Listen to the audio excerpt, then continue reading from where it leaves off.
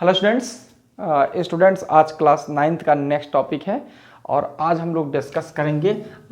हम लोग देखो मोशन पढ़ रहे थे ना, तो मोशन में 3 लेक्चर हो गए हैं। आज मोशन का लेक्चर नंबर 4 है, ठीक है। तो लेक्चर नंबर 4 में हम लोगों को डिस्कस करना है कि आज का जो टॉपिक है वो क्या होगा, ठीक है। तो देखो ऐसा आज हम लोग पढ़ेंगे ग्राफिकल एनालिसिस के बारे में। लास्ट क्लास में देखो तुम लोगों को हमने आपको क्या क्या बता दिया था। हमने आपको डिस्प्लेसमेंट बता दिया था, डिस्टेंस के साथ उनका क्या रिलेशन है वो बता दिया था, और डिस्टेंस से डिस्प्लेसमेंट कैसे डिफर करता है इस पे बात हम लोग कर चुके थे।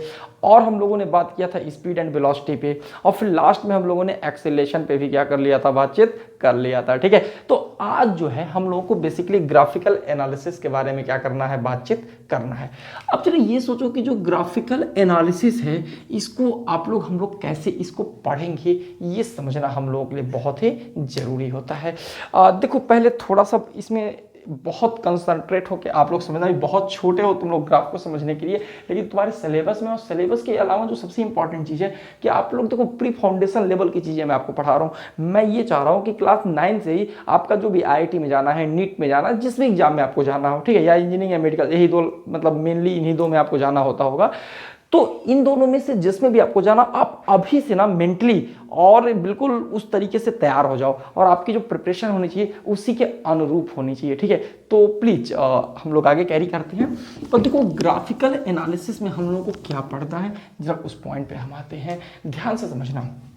देखो सबसे पहले हमें ये समझना होगा कि ग्राफ क्या होता है।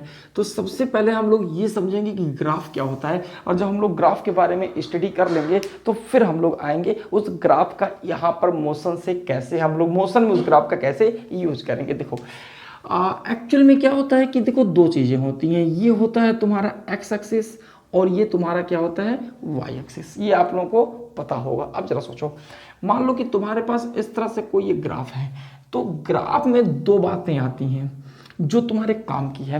हालांकि ध्यान लीजिएगा, आप लोगों के एग्जाम में या अभी आपके लेवल पे जो ग्राफ आएगा उसमें इस तरह से समथिंग स्ट्रेट लाइन होगा। चलो मैं वही बना दे रहा हूँ, एक स्ट्रेट लाइन बना के समझाता हूँ मैं आपको, ठीक है। तो स्ट्रेट लाइन ही आप में ग्राफ रहेगा, ऐसे कुछ घुमा उमा नहीं होगा, ठीक है। तो जरा समझो, मान लो ये तुम्हारे पास कोई एक ग्राफ है, ठीक है।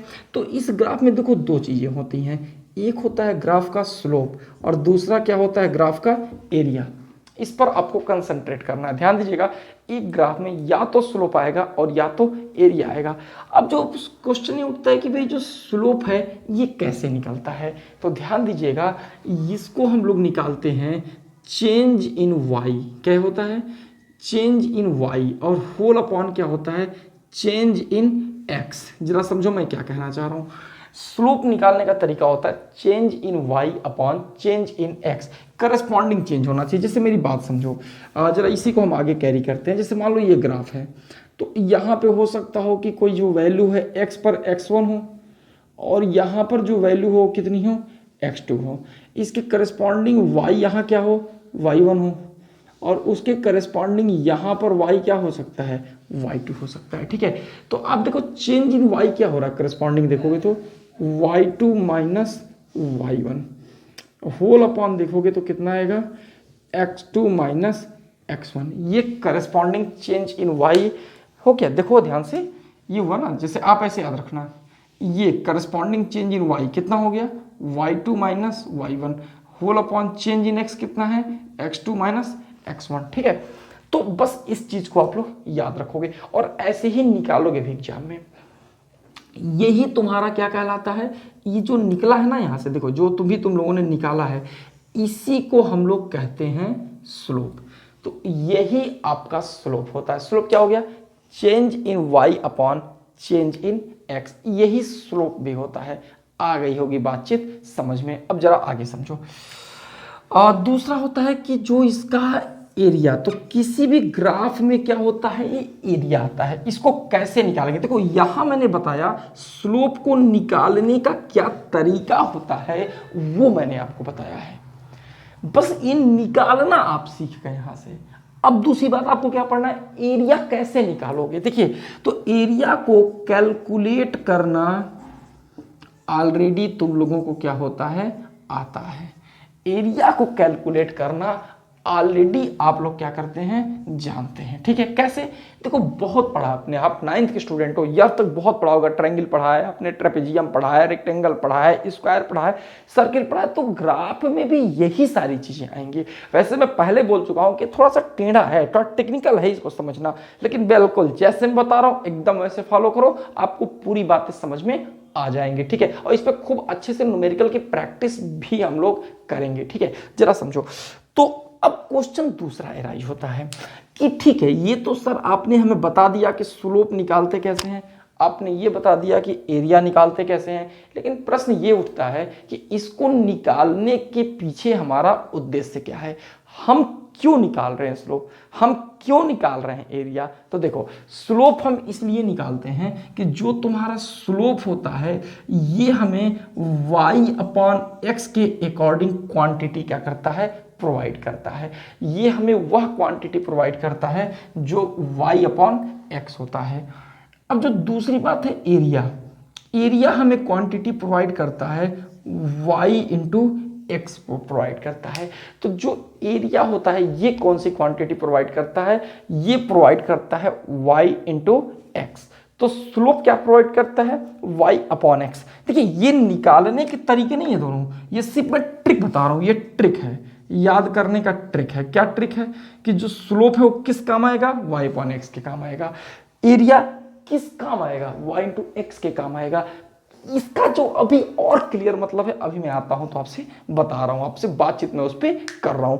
तो ये जो है वो निकालने का तरीका था। ठीक है, आप दोनों याद रखना कि स्लोप क्या रिप्रेजेंट करता है, वही बात यहां भी है, वही बात यहां भी है।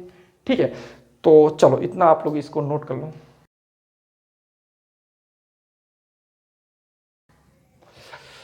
अब जरा सा एक बात समझते हैं कि जो ग्राफ होता है वो कितने तरह का होता है, जरा उस पॉइंट पे आ जाओ। देखो जो भी तुम्हारे ग्राफ हैं वो ग्राफ आपके जो होते हैं वो 3 तरह के ग्राफ आपको बेसिकली क्या करने होते हैं, पढ़ने होते हैं। देखो जो सबसे पहला ग्राफ होता है ये होता है तुम्हारा डिस्प्लेसमेंट टाइम ग्राफ। कौन सा ग्राफ होता है, डिस्प्लेसमेंट टाइम ग्राफ होता है, और इसी ग्राफ को कहा जाता है एसटी ग्राफ। क्या कहा जाता है, ST graph. S means displacement, T means time. अब जरा सोचो डिस्प्लेसमेंट टाइम ग्राफ पे जरा बातचीत करो, क्या होगा। देखो जो एक्स एक्सिस पे तुम्हारा टाइम रहेगा, इसको टी से रिप्रेजेंट करोगे, या जो भी दिया हो बुक में टी ही दिया होता है वैसे, और डिस्प्लेसमेंट जो होगा ये दूसरे एक्सिस पर होगा, और इसको तुम रिप्रेजेंट किससे करोगे, एस से करोगे। हाँ, कुछ जगहों पे एक्स दिया होता है तो समझ लेना वो बुक बाई बुक, अलग अलग बुक में अलग अलग टर्म यूज होता है, तो उससे कोई प्रॉब्लम नहीं है ना। कुछ जगहों पे यस, कुछ जगहों पे एक्स यूज होता है। अब जरा सोचो, मान लो ऐसे तुम्हारे पास कोई ग्राफ है। अब एक्चुअल में क्या होगा कि ये जो ग्राफ है, इस ग्राफ का जो स्लोप होगा, मैं क्या बोलूं, कैसे निकालोगे तो तुम समझ रहे हो भाई। ठीक है, आपको निकालने का तरीका क्या है, चेंज इन क्या करोगे बताओ, ए change in this displacement upon change in time, वो तो तुम कर लोगे भाई। दिस एक्सेस पर चेंज, वाई एक्सेस पर क्या चेंज हो रहा है, अपॉन एक्स एक्सेस पर क्या चेंज हो रहा है, आप कैलकुलेट कर लोगे। लेकिन मेरी बात समझो, प्रश्न ये है कि हम किस लिए निकालें ये सब, कोई वजह होगा ना भाई। ठीक है, आप स्लोप निकालो, लेकिन स्लोप क्यों निकाल रहे हो, तो उसका पर्पज है कि ये हमको क्या प्रोवाइड करता है, y/x प्रोवाइड करता है। y का मतलब डिस्प्लेसमेंट, अपॉन x का मतलब टाइम। तो डिस्प्लेसमेंट अपॉन टाइम कितनी होती है, ये क्या होता है, ये वेलोसिटी होता है। तो y का मतलब हो गया डिस्प्लेसमेंट और x का मतलब टाइम। तो स्लोप प्रोवाइड क्या करता है, y/x, डिस्प्लेसमेंट अपॉन टाइम क्या हो जाएगा, वेलोसिटी हो जाएगा। दूसरी चीज अगर हम लोग डिस्कस करें, मान लो अगर हम बात करते हैं एरिया का। देखिए एरिया कैसे निकालोगे तो तुम जान रहे हो, जब भी न्यूमेरिकल करेंगे तो हम बात कर लेंगे। एरिया के लिए बहुत चिंतित होने की आवश्यकता नहीं है, और ऑलरेडी कैसे निकालना ये मेथड हम बात कर चुके हैं। अभी हमें सिर्फ इतना पढ़ना है कि जो भी हम कैलकुलेट कर रहे हैं क्यों कर रहे हैं, ये हमारा क्वेश्चन है। ठीक है, तो एरिया हमने बताया था क्या रिप्रेजेंट कराता है, y/x। ये बताओ y एक्सिस पे क्या है, डिस्प्लेसमेंट, और x एक्सिस पे क्या है, टाइम। तो डिस्प्लेसमेंट इनटू टाइम क्या देगा, कुछ नहीं। आपने कोई फॉर्मूला पढ़ा है? निश्चित रूप से आपने फॉर्मूला नहीं पढ़ा होगा। तो जब नहीं पढ़ा है तो नहीं होता है, ठीक है। तो याद रखना, डिस्प्लेसमेंट टाइम ग्राफ का जो स्लोप होता है वो हमें क्या देता है? वेलोसिटी देता है, और जो एरिया होता है वो कोई भी चीज डिस्कस नहीं करता। यहाँ पे एक बात थोड़ा सा तुम्हें और मैं समझा दूं, अगर मान लो यहाँ पर डिस्टेंस दिया होता, डिस्प्लेसमेंट की जगह पे डिस्टेंस टाइम ग्राफ होता, तो फिर स्लोप क्या देता? स्पीड दे देता। तो वो तुम अंडरस्टूड है? अभी न्यूमेरिकल्स आता है तो हम लोग उस पर बातचीत कर रहे हैं, ठीक है। तो चलो इसको नोट कर लो, डिस्प्लेसमेंट टाइम ग्राफ का आपको मेनली यही याद रखना है, ठीक है। चलो जो सेकंड नंबर पे आते हैं जरा, जो सेकंड केस होता है, सेकंड पॉइंट तुम्हारे लिए होता है वेलोसिटी टाइम ग्राफ। देखो वेलोसिटी टाइम ग्राफ का मतलब होता है, किसको बोलते हैं हम लोग वेलोसिटी टाइम ग्राफ? ये जो वीटी ग्राफ होता है इसी को हम लोग क्या कहते हैं? वेलोसिटी टाइम ग्राफ बोलते हैं। अब जरा ये चीज समझो क्या होगा। मान लो ये तुम्हारे पास टाइम हो गया और ये वेलोसिटी हो गया, ये मान लो कोई ग्राफ है ऐसे, समझ रहे हो? अब जरा देखो क्या होगा। तो अगर इस ग्राफ का तुम स्लोप, फिर मैं बोल रहा हूं स्लोप कैसे निकालोगे, ये हमारा क्वेश्चन नहीं है, ऑलरेडी हम लोग डिस्कस कर चुके हैं। स्लोप क्या होता है? Change in y coordinate upon change in x coordinate. लेकिन अभी न्यूमेरिकल जब हम लोग सॉल्व करेंगे तो उस बात को हम फिर से डिस्कस करेंगे कि एक्चुअल में हम लोग स्लोप कैसे निकालते हैं। तो वो हमारा बहुत बड़ा मुद्दा नहीं है। हमारा मुद्दा है कि एक्चुअल में हम निकाल क्यों रहे हैं, और निकाल रहे हैं तो उसका हमारे लिए क्या उपयोग है, जरा समझना। तो स्लोप क्या बताता है? Y upon x. तो y पर क्या हो जाएगा? वेलोसिटी। भाई ये तो वेलोसिटी है ना, ये क्या है बताओ? ये है वेलोसिटी, और ये क्या है? टाइम। तो क्या हो जाएगा? Velocity upon time. ये क्या प्रोवाइड करेगा? एक्सेलरेशन। दूसरा प्रश्न क्या है? हमें क्या निकालना है? एरिया। एरिया क्या प्रोवाइड करेगा? तो वेलोसिटी इंटू टाइम। याद रखिएगा y इंटू एक्स को रिप्रेजेंट करता है। तो जो वेलोसिटी इंटू टाइम जो टर्म होगा ये होता है तुम्हारा डिस्प्लेसमेंट। क्या होता है? डिस्प्लेसमेंट। तो ध्यान देना, वेलोसिटी टाइम ग्राफ में जो स्लोप है वो भी हमें कुछ ना कुछ प्रोवाइड करता है, एक्सेलरेशन देता है, और यहां पर जो एरिया है वो हमें क्या प्रोवाइड करता है? डिस्प्लेसमेंट प्रोवाइड करता है। तो आशा करते हैं आपको ये दोनों बातें समझ में आ गई होंगी, ठीक है। अब जरा तीसरे मुद्दे पे चलते हैं। अब हम लोग को तीसरा जो डिस्कस करना, जरा उस पॉइंट पे आओ। देखो जो तीसरा पॉइंट है वो है तुम्हारा एक्सेलरेशन टाइम ग्राफ। वो आपको क्या पढ़ना है जरा समझना। तो तीसरा प्रश्न होता है तुम्हारा एक्सेलरेशन टाइम ग्राफ, या इसी को हम लोग क्या कहते हैं? Eighty graph. क्या होता है जरा समझो। देखो इसमें क्या करना होगा, ये हो गया टाइम, ये हो गया एक्सेलरेशन, ये ऐसे हो गया।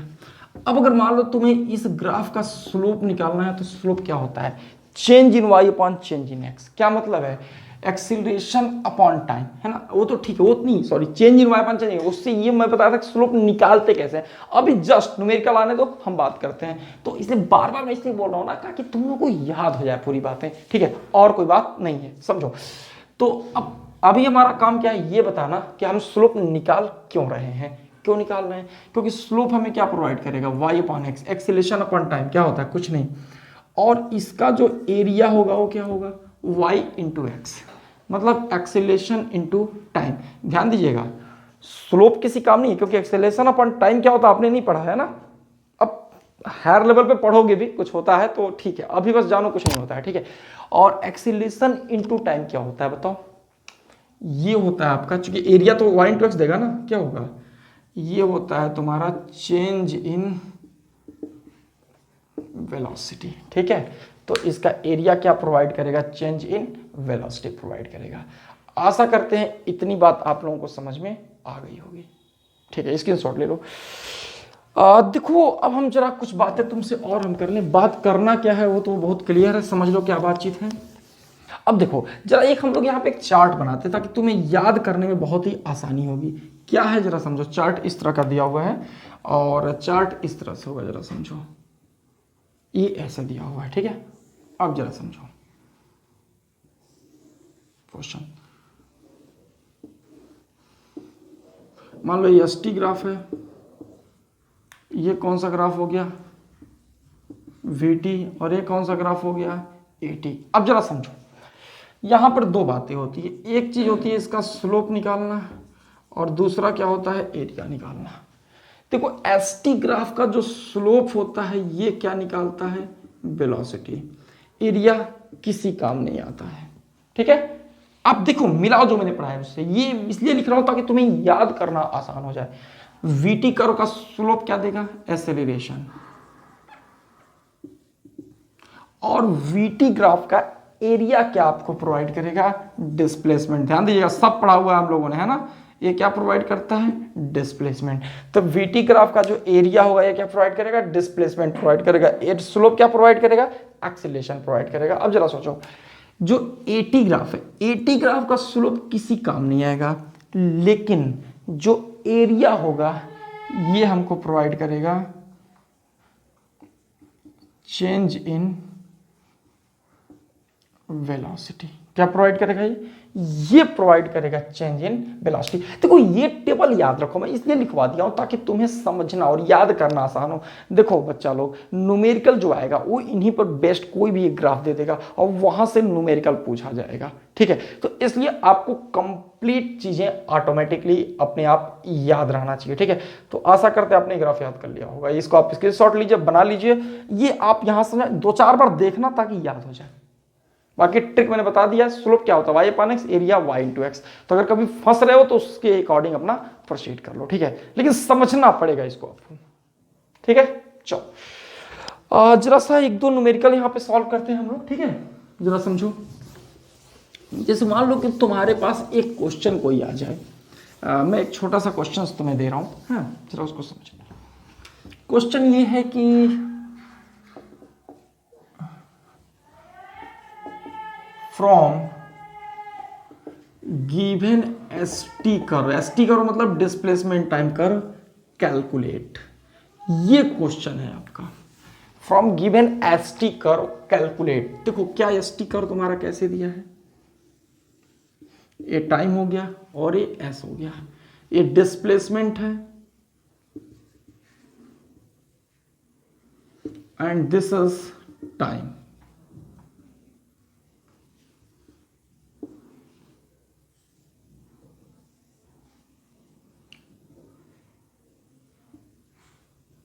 अब जरा सोचो, हाँ यूनिट की बात करो तो चलो ठीक है, ये मीटर में हो गया मान लो, और this is given in second. चलो ये भी हमने बता दिया आपको, ठीक है। क्वेश्चन ये है कि आप जरा सोचो, ये 0 हो गया, 1 हो गया, 2 हो गया, 3 हो गया, 4 हो गया, ये 5 हो गया, ये 6 हो गया। जरा ध्यान से समझना, ये 10 हो गया। क्वेश्चन में सबसे पहला पार्ट दिया गया है velocity between t is equals to 0 to t is equal to 10 second. B part दिया गया है velocity between t is equals to I think 1 second होगा, या सॉरी पिछला क्वेश्चन है 0 to 1 सेकेंड, ठीक है। और सेकेंड पार्ट है velocity between t is equals to 1 second to t is equals to 4 second. C part है velocity between t is equals to 4 second to t is equals to 6 second। ये complete आपके पास 3 question आ गया। अब जरा सोचो आपको क्या करना है, इसको सॉल्व करना। सॉल्व कैसे करोगे जरा वो समझो, ठीक है। ये क्वेश्चन का कंप्लीट, इसका स्क्रीनशॉट ले लो क्वेश्चन का तुम लोग। थोड़ा सा क्वेश्चन टेढ़ा है मैं समझ रहा हूं, है ना। 11th में भी जाओगे तो ऐसे ही क्वेश्चन को सॉल्व कराएंगे अगेन तुम लोगों को। लेकिन ठीक है अभी आप, ठीक है अभी ना समझो, है ना।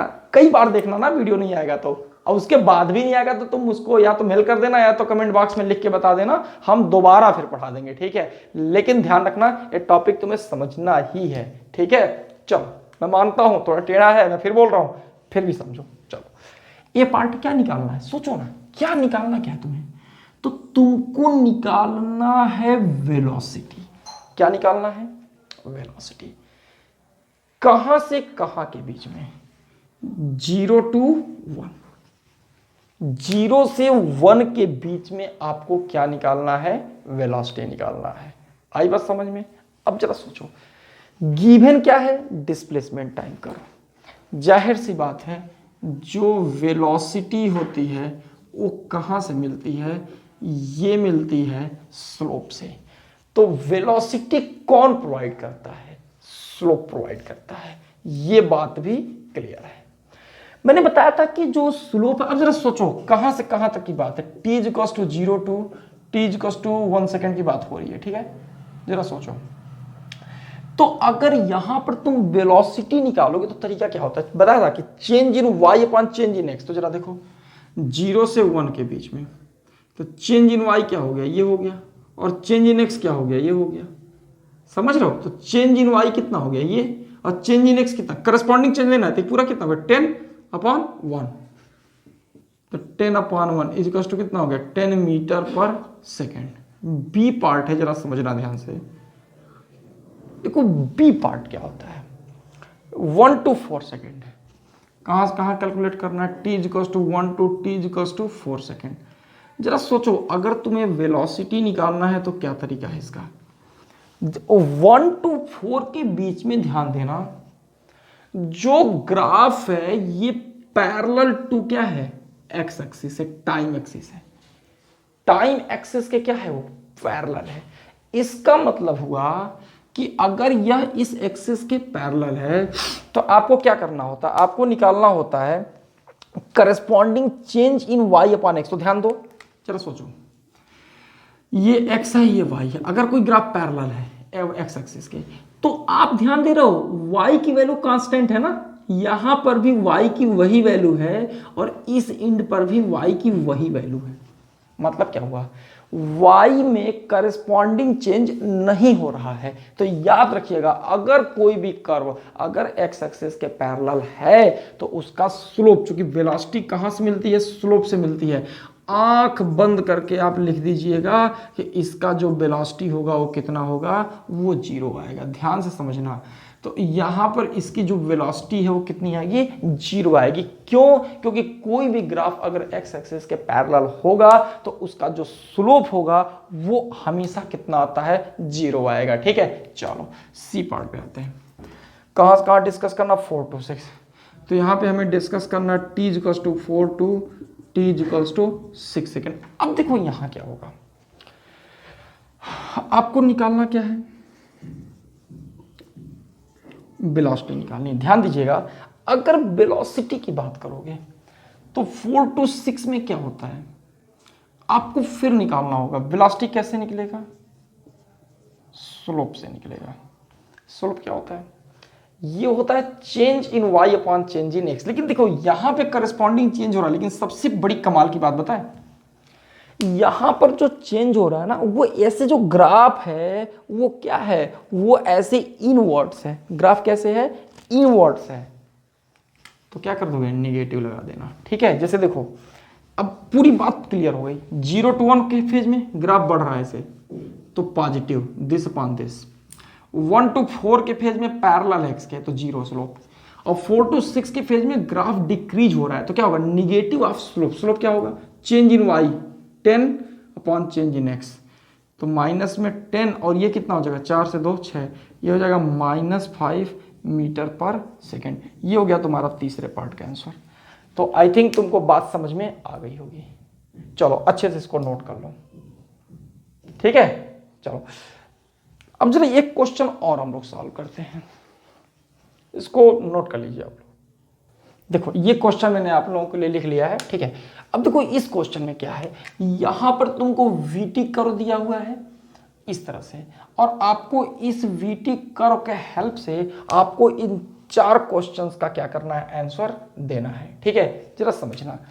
अब अगर देखा जाए तो इसमें अगर मान लो क्वेश्चन तुम्हें सॉल्व करना है तो कैसे सॉल्व करोगे, जरा देखो।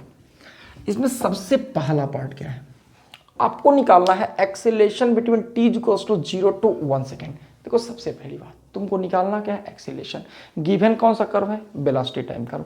जाहिर सी बात है जो एक्सेलेरेशन होगा एक किससे मिलेगा, ये मिलेगा स्लोप से।